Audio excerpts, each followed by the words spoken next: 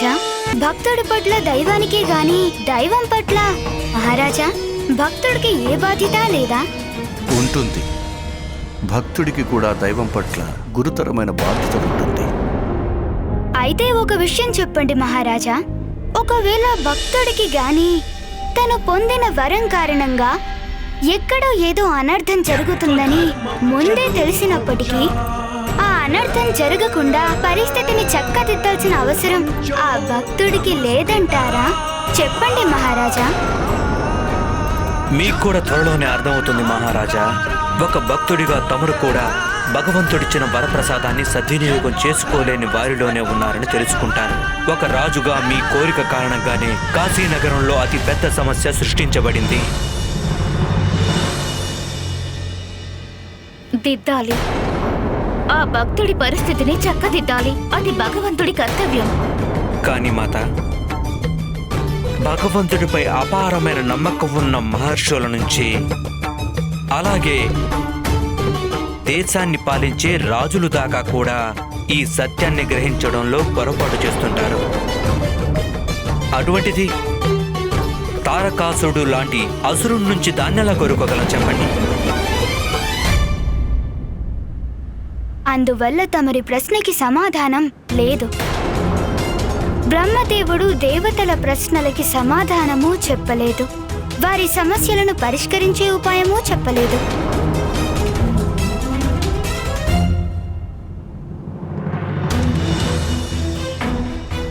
తారకాసురుడి అంతం ఆదిశక్తి మహాదేవుల పుత్రుడి వల్ల మాత్రమే జరుగుతుంది ఇంద్రదేవ. ఎందుకంటే ఆదిశక్తి మాత్రమే మహాదేవుడిలో కోరికను కలిగించగల ఏకైక వ్యక్తి. అంటే మాకింక మార్గంతరమే లేదంటారా? మాత ఆదిశక్తి మహాదేవుడిని సత్యదేవి రూపంలో వివాహం చేసుకున్నారు. కానీ దక్షయజ్ఞంలో తన దేహాన్ని పరిత్యజించారు బ్రహ్మదేవ. ఈ పరిస్థితుల్లో ఆదిశక్తి మహాదేవుడికి భార్యగా ఎలా కలవగలరు? ఎంతవరకు మహాదేవుడి దగ్గరకు ఆదిశక్తి ఏదో ఒక రూపంలో వెళ్ళని పక్షంలో మహాదేవుడికి ఆదిశక్తి మాతల సంయుక్త రూపంలో పుత్రుడు జన్మించే అవకాశం ఉండదు. అంటే మనల్ని రక్షించే అవకాశం ఎవరికి లేనట్టేగా. మాత ఆదిశక్తి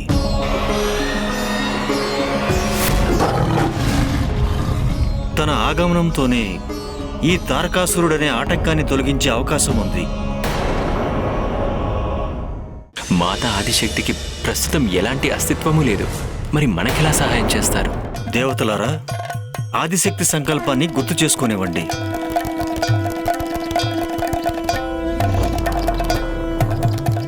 నన్ను క్షమించండి స్వామి, నేనిక్కడ ఈ రూపంలో తమరికి అపారమైన బాధను కలిగించాను. ఇంకొక క్షణం కూడా ఇక్కడ ఉండదలుచుకోలేదు. తగిన సమయం ఆసన్నమైనప్పుడు మైనావతీదేవి పుత్రిక రూపంలో జన్మించి మిమ్మల్ని మరలా వివాహం చేసుకుని మీ సాన్నిధ్యాన్ని సంపాదించుకుంటాను.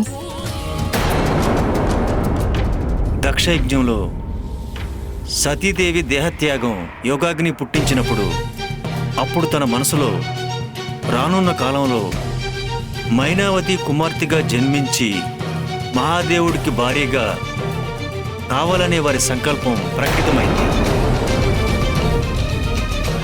మైనాదేవ వారెవరు బ్రహ్మదేవ? హిమవంత మహారాజు ఎవరో కాదు, సాక్షాత్తు శ్రీహరి అంశమే. మాత ఆదిశక్తి శైలపుత్రి మాతగా జన్మించే సమయం ఆసన్నమైంది. ఇదంతా ఆదిశక్తి లీలా విలాసమే, ఆదిశక్తి సంకల్పం వలనే మహారాజా. అదే విధంగా ఆదిశక్తి సంకల్పంతో తన పుత్రికగా పొందడానికి గాను మహారాజా మహాయజ్ఞానికి దేవాది దేవతలందరూ వచ్చారు.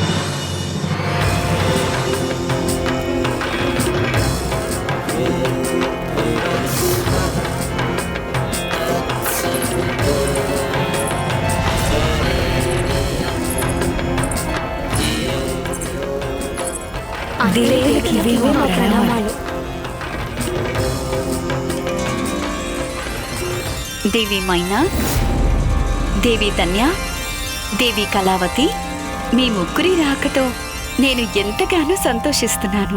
రండి, వచ్చి మీ ఆసనాలను అలంకరించండి.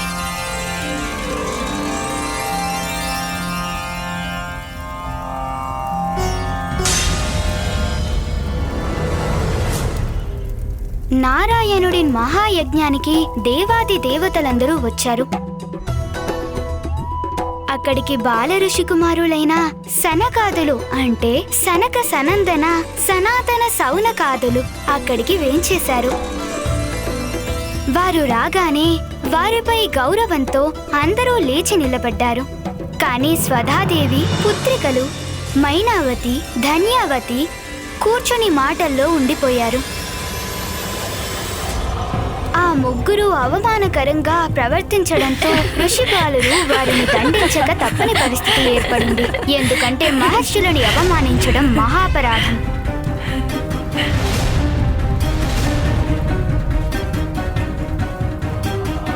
యువతుల్లారా,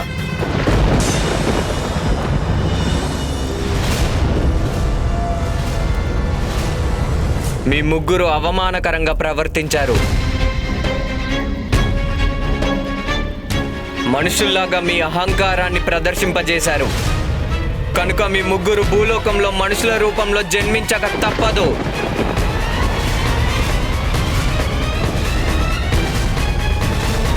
ఓ ఋషివర్యులారా, మా వల్ల తప్పు జరిగింది. మిమ్మల్ని అవమానించాలనే ఉద్దేశం మాకెంత మాత్రం లేదు. మేం ముగ్గురం మా మాటల్లో లీనమైపోవడం వల్ల మీరు వచ్చిన విషయం కూడా గుర్తించలేకపోయాం.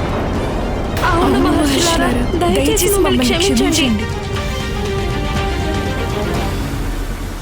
కానీ అక్కడ జరిగింది సంస్కార రహిత ప్రవర్తన కదా గుణేశ. దేన్ని మీరు సంస్కార రహితమని బాధపడుతున్నారు మాత? అది స్వధాదేవి అయోనిజ పుత్రికలైన మైనావతి, ధన్యావతి, కళావతిలు సంస్కారవంతులైన సద్గుణ సంపన్నులు కదా. అలాంటి వారు మహర్షులు ప్రవేశించగానే వారిని గౌరవిస్తూ వారి స్థానాల నుండి ఎందుకు లేవలేదు? అందులోనూ సనత్ కుమారులంటే శాంత స్వభావులని విన్నాను గుణేశ. వారిలో ఆగ్రహావేశాలు, అహంకారాలు ఎంత మాత్రమూ లేవు. అలాంటి వాళ్ళని ఈ మాత్రం చిన్న పొరపాటుకే అంత కఠినమైన శిక్ష ఎలా విధించారు? అవును మాత, ఇదంతా ఆదిశక్తి లీలా విలాసమే. ఆదిశక్తి సంకల్పం వలనే మైనావతి దేవి, ధన్యావతి దేవి, కళావతి దేవిలు వారి స్థానాల్లో కూర్చుని ఉండిపోయి శిక్షకు పాత్రులయ్యారు. మహారుషులు గనక సనత్ కుమారులకు విషయం వివరంగా బోధపడింది. ఆదిశక్తి సంకల్పంతో వారు స్వధాపుత్రులకు శాపమిచ్చి వారిని శిక్షించారు. నిజానికి వారు చిన్న శిక్షతో వారిని పెద్ద శిక్ష నుండి రక్షించారు మాత. అదెలా సాధ్యమవుతుంది? మహారాజా, జ్ఞానులైన వారిని అవమానించేవారు మహాపాపంలో పాలు పంచుకుంటారు. ఎంతటి పాపం అంటే దాని నుండి బయటపడటానికి జన్మ జన్మాల వరకు నానాయాతలు పడతారు. కానీ సనత్ కుమారులు మాతలకి ఒక్కసారి మాత్రమే మానవ జన్మ ఎత్తాలని శపించారు. అందువల్ల అది శాపం కాదు, శాపానుగ్రహం. ఆ శాపంలోనే ఒక అద్భుతమైన వరప్రసాదం ఉంది. వరమా? ఏమిటా వరం? దేవి మైనా, మీరు మానవ రూపంలో జన్మించినప్పుడు నారాయణుడి అంశగల హిమవంతుడిని వివాహం చేసుకుంటారు. అప్పుడు సాక్షాత్తు ఆదిశక్తే పార్వతీదేవి రూపంలో మీ పుత్రికగా జన్మిస్తారు. ఆదిశక్తికి జన్మనిచ్చిన పుణ్యం కారణంగా మీరు జీవించి ఉండగానే కైలాసంలోకి మీరు ప్రవేశించగలరు. ధన్యవాదాలు ఋషివర్య. విప్రోత్తమ, జగన్మాత లీలలు ఒక్కొక్కసారి శాపాలను కూడా వరాలుగా మార్చివేస్తాయి కదా. తమరిలో కూడా మార్పు రాక తప్పదు దివోదాసురాజా. దుర్గామాత కథాశ్రవణం వల్ల, ఆ మాత లీల వల్ల తమరికి సత్యం బోధపడుతుంది. మీ జీవితంలో కేవలం 10 రోజులు మాత్రమే మిగులున్నాయి. ఈ 10 రోజుల్లోనూ మీకింతవరకు ఏమాత్రం తెలియని మీ జీవిత సత్యం కూడా బోధపడుతుంది. జరిగినదంతా కూడా మాత యొక్క లీల మాత్రమే. నిజానికి సనక సనందనాది ఋషుల యొక్క శాపంలో కూడా గొప్ప వరం ఇమిడి ఉంది. గుణేశ, బ్రహ్మదేవుడు మైనావతి మాత ఎవరనే విషయం దేవతలకైతే తెలియజేశారు. మరి హిమవంతుడెవరు? వారికి భవిష్యత్తులో సాక్షాత్తు ఆదిశక్తికే తండ్రయ్యే అదృష్టం లభించబోతోంది కదా. చెప్పండి విప్రోత్తమ. హిమవంత మహారాజు ఎవరో కాదు, సాక్షాత్తు శ్రీహరి అంశమే.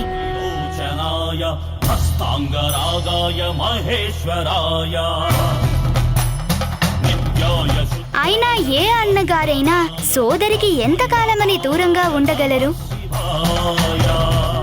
అక్కడ బ్రహ్మదేవుడికి ఈ విషయాలన్నీ చెప్తున్న కాలానికే ఇక్కడ తారకాసురుడు స్వర్గంలో స్వర్గ సుఖాలు అనుభవిస్తున్నాడు. మరోవైపు సకల లోకాలపైన తన దృష్టికాన్ని ప్రదర్శించటం ఆరంభించారు.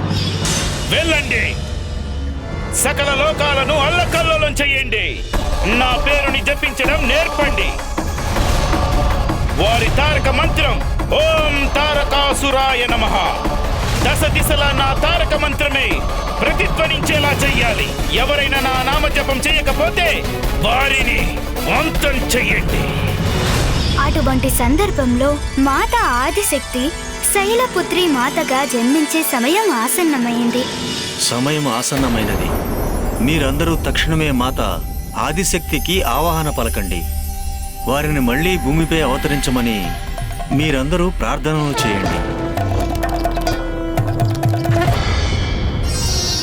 ఐగిరి నందిని నందితమోదిని విశ్వ వినోదిని నందినుతే గిరివర వింధ్య శిరోధిని వాసిని విష్ణు విలాసిని జిష్ణునుతే భగవతి హేషితి కంఠ కుటుంబిని భూరి. నేను మీ భక్తికి ప్రసన్నురాలినయ్యాను. జయ జయ హే మహిషాసురమర్దిని. మాత, నీకు తెలియందేమీ కాదు. ఆ దుష్ట తారకాసురుడు సమస్త లోకాలను అతులకుతలం చేస్తున్నాడు. కనుక తమరు మహాదేవుణ్ణి వివాహం ఆడటం అనివార్యం. మా దేవతలందరము కలిసి చేస్తున్న విన్నపం ఏంటంటే తమరు మైనావతి దేవికి పుత్రిక శైలాపుత్రి రూపంలో జన్మించి మమ్మల్ని అనుగ్రహించండి. ఇక సమయం ఆసన్నమైంది.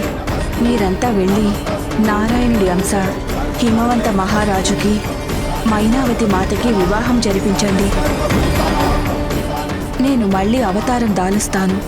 ఎందుకంటే తారకాసురుడు అంతం కావాలి. అదేవిధంగా తారకాసురుడికి నా పుట్టుక గురించి, అతడి మరణాల గురించి శకునాలను సూచించిరండి.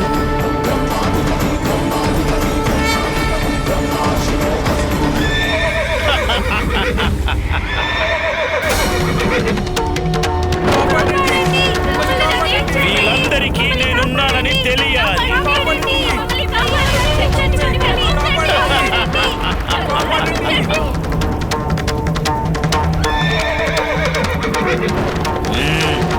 భలే ఆనందంగా ఉంది నాకు.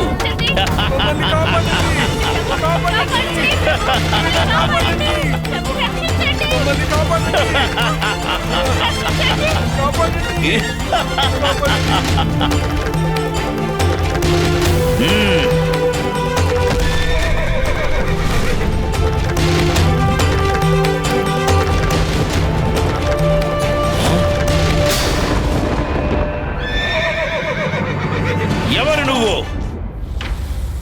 నా దారికి అడ్డు తప్పుకో, లేకపోతే నిన్ను కూడా నలిపేస్తాను.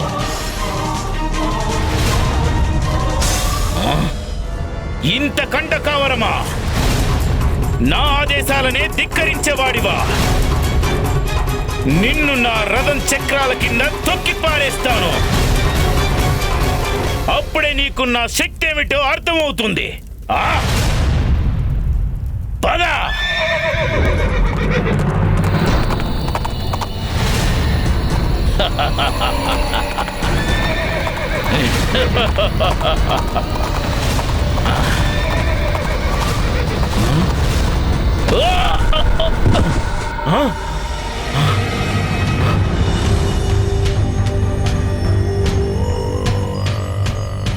నా దుస్వప్నంలో ఆ తేజస్వి యువకుడెవరు?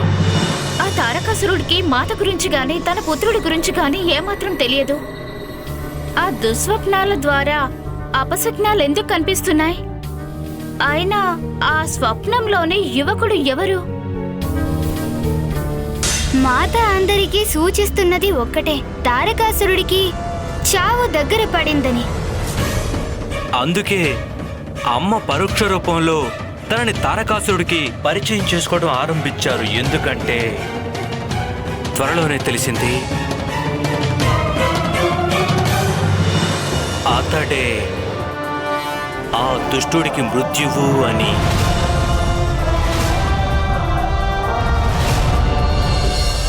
మాతా ఆదిశక్తి ఆ దుర్మార్గుడికి దుస్వప్నాల రూపంలో హెచ్చరికలు పంపడం ఆరంభించారు.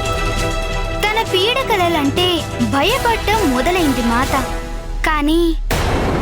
కానీ ఏమైంది విప్రవర్య? మహారాజా, ఒక్కోసారి వ్యక్తుల అజ్ఞానమే తనకు ఏ ప్రమాదమూ లేదనే అభిప్రాయం కలిగిస్తుంది.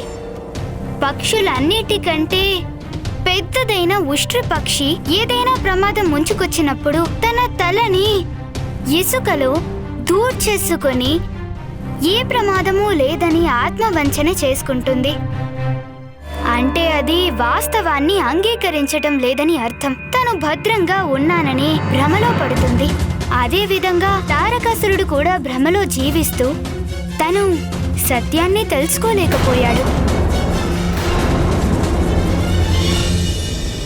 నాదా, ఏమైంది నాదా?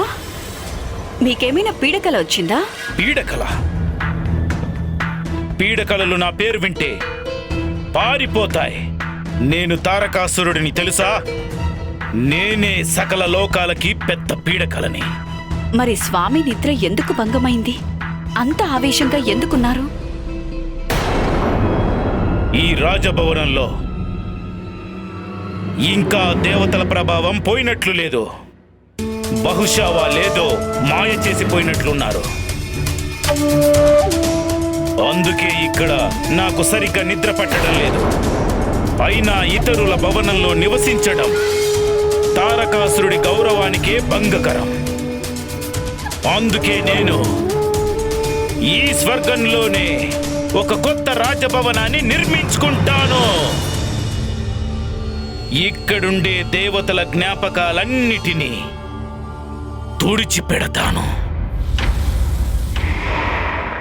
అక్కడ తారకాసురుడు ఆదిశక్తి హెచ్చరికలను పట్టించుకోకుండా ఉంటే ఇక్కడ మాత ఆదిశక్తి మైనావతి దేవి గర్భంలో జన్మించడానికి వీలుగా దేవతలందరూ ఆదిశక్తి ఆదేశాలను తూచా తప్పకుండా పాటిస్తూ మైనావతి దేవి హిమవంత మహారాజుల వివాహాన్ని వైభవంగా జరిపించారు.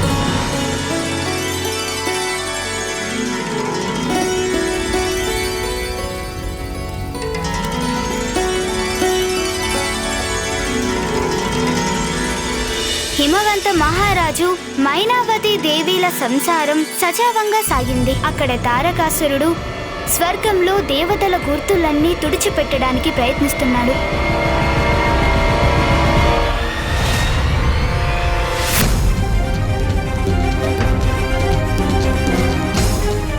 ఇంద్ర భవనం కంటే మహా అద్భుతమైన భవనం కావాలి నాకు.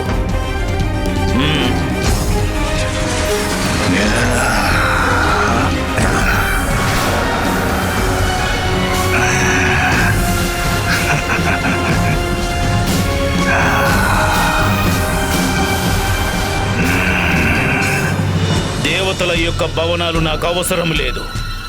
ఇక్కడ కొత్త భవనాలు నేనే నిర్మిస్తాను. స్వర్గలోకంలోనూ ఇక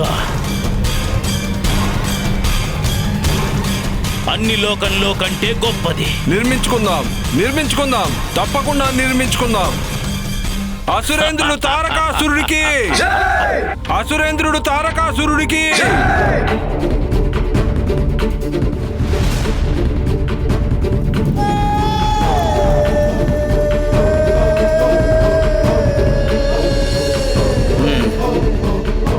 బాగుంది. ఇక మిగిలిన లోకాలలో నా భవనాలు నిర్మిస్తాను.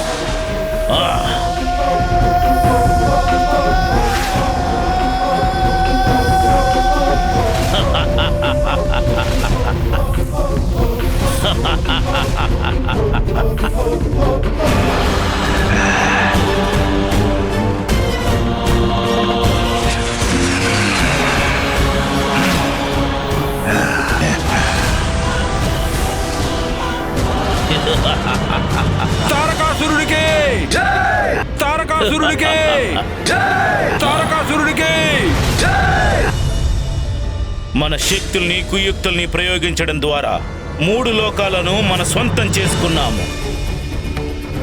ఇప్పుడు స్వర్గలోకాధిపతి ఆ నికృష్టుడు దేవేంద్రుడు కాదు, స్వర్గాధిపతి ఆసురేంద్రుడు, తారకాసురుడు. తారకాసురుడు నేనిప్పుడు నా కొత్త మంత్రివర్గాన్ని నియమించుకుంటాను. అంశుమంతా తారకాసురుడికి ప్రతినిధివై ఉండు. నువ్వు ఇక నుండి ఏ యజ్ఞకుండంలోనూ అగ్నిని వెలగనివ్వకుండా చూడు. రాత్రాసురా, ప్రపంచానికి చంద్రుడి వెన్నెల లేకుండా చూసుకో. కటిక చీకటి రాత్రిలే ఉండేలా చూసుకో. ఇక నువ్వు పావకాసురుడా, ఎక్కడ గుడి ఉంటే అక్కడికెళ్ళు. ఆలయాలన్నిటినీ ధ్వంసం చేసేయ్. ఇక నువ్వు నిరాసుర, వరుణలోకానికి వెళ్ళు. ఒక చుక్క నీళ్లు కూడా లేకుండా ఎండగట్టు. ఒక చుక్క నీళ్ల కోసం అష్ట కష్టాలు పడేలా చేయి. ఎవరైతే తమ అధికారపు పరిధులు అతిక్రమిస్తారో వారు భయంకరమైన ఫలితాన్ని అనుభవించాల్సి వస్తుంది.